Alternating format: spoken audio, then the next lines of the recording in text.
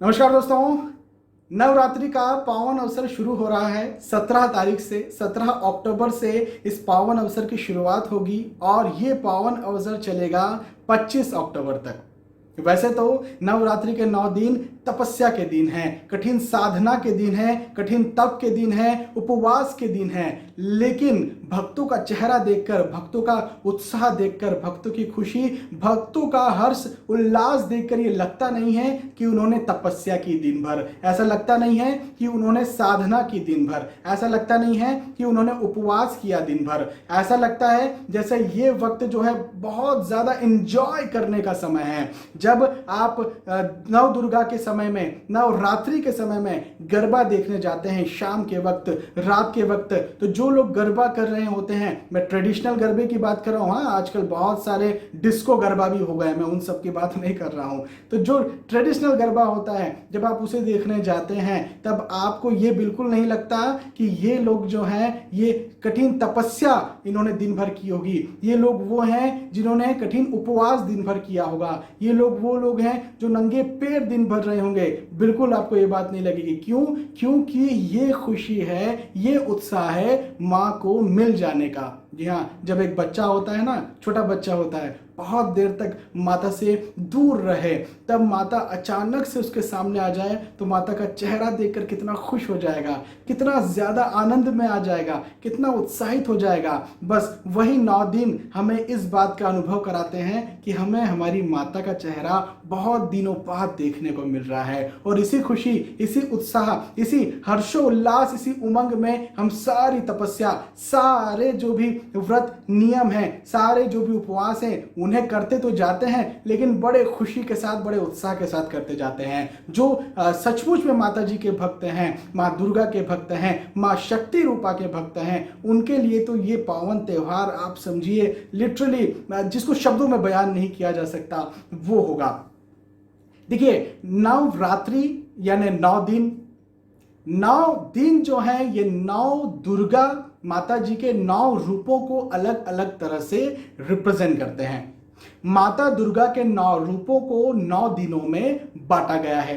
हम ये कह सकते हैं कि हर एक दिन अलग अलग रूप का दिन होता है। प्रथम दिवस जो होता है नवरात्रि का, वो माता शैलपुत्री का होता है। जी हाँ, शैलपुत्री नाम से स्पष्ट है, शैल यानी पर्वत की पुत्री। हाँ, तो महाराज हिमालय की जो पुत्री हैं, शैलपुत्री, जिन्हें पार्वती भी कहा गया, तो शैलपुत्री माता का प्रथम दिवस होता है। और शैलपुत्री माता जो हैं उनका वाहन क्या है? गाय है उनका वाहन।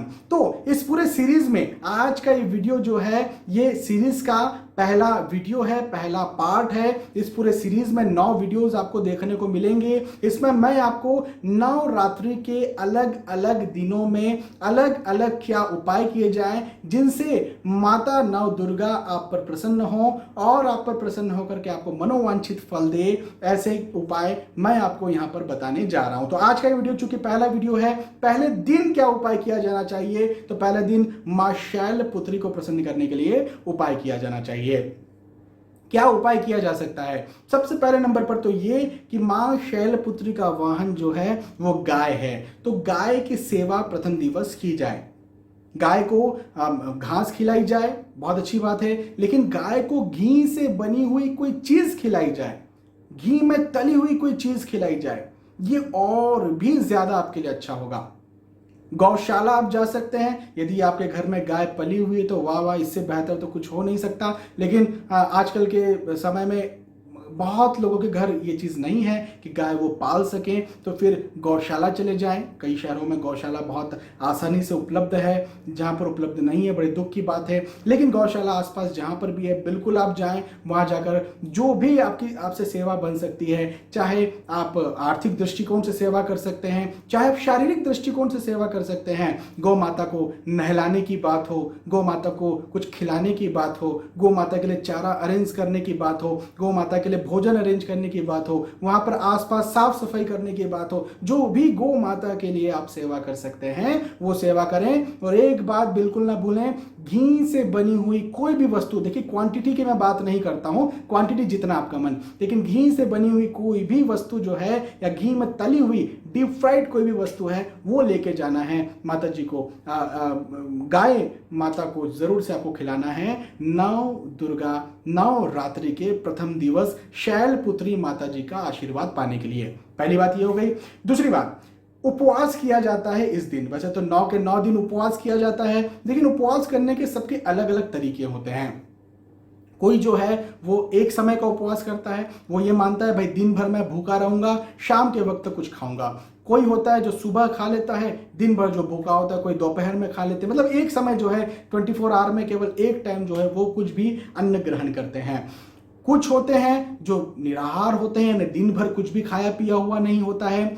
कुछ लोग ऐसे भी होते हैं जिनसे उपवास नहीं भी बनता है, भाई बुजुर्ग हो सकते हैं या गर्भवती महिलाएं हो सकती हैं या बच्चे हो सकते हैं या कामकाजी लोग हो सकते हैं, चाहे वो पुरुष हो चाहे वो महिला हो, उपवास नहीं बनता है, नहीं कर सकते हैं किसी तरह से। तो इन लोगों के लिए खासतौर पर जिनसे उपवास नहीं बनता है और जो एक समय का उपवास करते हैं, उन लोगों के लिए यहाँ पर मैं ये कहना चाहूंगा कि आप भी घी से बनी हुई चीजें खाएं। देखिए आज खाने में तेल तो इस्तेमाल होता ही होता है, तेल को प्रथम दिवस बिल्कुल इस्तेमाल ना करें, घी का इस्तेमाल करें। सब्जी बना रहे हैं घी में बना लीजिए, रोटी पर घी लगाइए। घी से बनी हुई चीजें या घी में तली हुई चीजें खाने से, इस दिन खाने से माता शैलपुत्री बड़ी प्रसन्न होती है। एक बात का जरूर ध्यान रखें, हाँ, जो भी चीज आपने बनाई है, जो भी व्यंजन आपने बनाया है, जो भी भोजन आपने बनाया है, माता शैलपुत्री का नाम लेकर के भोग जरूर लगाएं। भोग लगाएंगे तो ही प्रसन्न होगी माता जी, अदरवाइज खुद ही खुद खा रहे हैं यह नहीं होता। माता जी को पूछें जरूर, आप भोग लगाए उसका, माता जी से हाथ जोड़कर विनती करें, हैं माँ आपने इतना अच्छा इतना स्वादिष्ट भोग हमें दिया, इतना अच्छा खाने को हमें दिया, बहुत बहुत धन्यवाद आपका।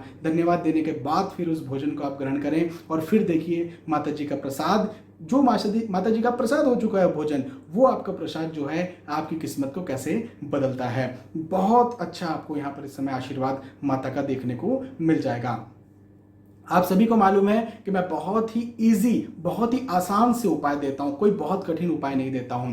अच्छा, कुछ लोग ऐसे होते हैं जो दिन भर निराहार होते हैं लेकिन कुछ छोटी सी थोड़ी सी चीज के साथ उपवास को तोड़ते हैं। ऐसे लोगों के लिए भी मैं यहां पर यह कहना चाहूंगा कि घी से बनी हुई कोई चीज या घी लगी हुई कोई चीज यदि आप खाते हैं, चाहे वो किसी तरह से फरियाल हो, है ना, कोई उपवास का ही व्यंजन क्यों ना हो, लेकिन घी में लगी हुई चीज को खाया जाए तो यहाँ पर बहुत अच्छा होता है। निसंदेह शैलपुत्री माता जी का चूंकि ये दिन होता है, नव दुर्गा चल रही होती है, नवरात्रि चल रही होती है, तो आपको दिन में एक बार 24 आवर में कम से कम एक बार तो किसी भी शक्ति रूपा माता के मंदिर में, यह नहीं कह रहा हूं कि दुर्गा माता का मंदिर हो, कोई भी शक्ति रूपा माता जी हो सकती हैं, आप भवानी माता हो सकती हैं, नवचंडी माता हो सकती हैं, जो भी माता जी हो उनके मंदिर आप जाएं, उनके दर्शन आप जरूर करें।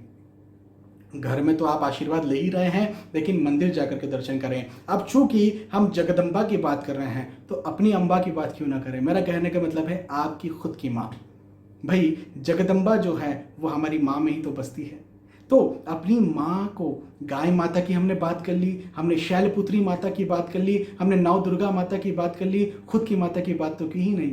तो खुद की माता की भी सेवा करें इस दिन, हो सके तो। देखिए सेवा का क्या मतलब है, कई जगह पर अनफॉर्चुनेटली ये देखा है कि भाई माता जी बीमार हैं तो किसी तरह से उनको समय दिया जाए, पूरा दिन उन्हें दिया जाए, भाई कहाँ किस तरह से उनकी सेवा हो सकती है, किस डॉक्टर को दिखाना है, उनके पर्चे पर बहुत सारी चीज़ें हो सकती हैं। कई जगहों पर जो है बड़ी खुशनसीबी है कि हर कोई बड़े स्वस्थ हैं, तो ऐसी जगहों पर केवल उनका कहना ही मान ले, भाई माँ, मम्मी, माता, आप जो भी बोलते होंगे, भाई आप क्या चाहते हैं मुझसे, आज दिन भर मैं वो करूँगा तो या वो करूँगी, तो यदि आप ऐसा कुछ कहते हैं तो इससे भी आपकी माँ प्रसन्न होगी। माँ प्रसन्न होगी तो जगदम्बा भी तो प्रसन्न होगी। तो बहुत ही ईजी, बहुत ही आसान सा उपाय जो है वो मैंने आपको यहाँ पर बताया है। चाहे गौ माता की सेवा हो, चाहे घी से बनी हुई चीज़ खाना हो, चाहे अपने खुद की माता की सेवा हो, केवल इतना सा काम करने से आप देखिए कि आपको कितने अच्छे फल माँ शैलपुत्री देती है। प्रथम दिवस आप ये करिए नवदुर्गा के, नवरात्रि के। आने वाले वीडियोस में मैं आपको अलग अलग दिन के बारे में बताऊंगा, अलग अलग दिन किए जाने वाले उपायों के बारे में बताऊंगा। आज आपने ये वीडियो देखा, आपका बहुत बहुत धन्यवाद। आने वाले वीडियोस में फिर मिलेंगे, तब तक के लिए नमस्कार, जय माता दी।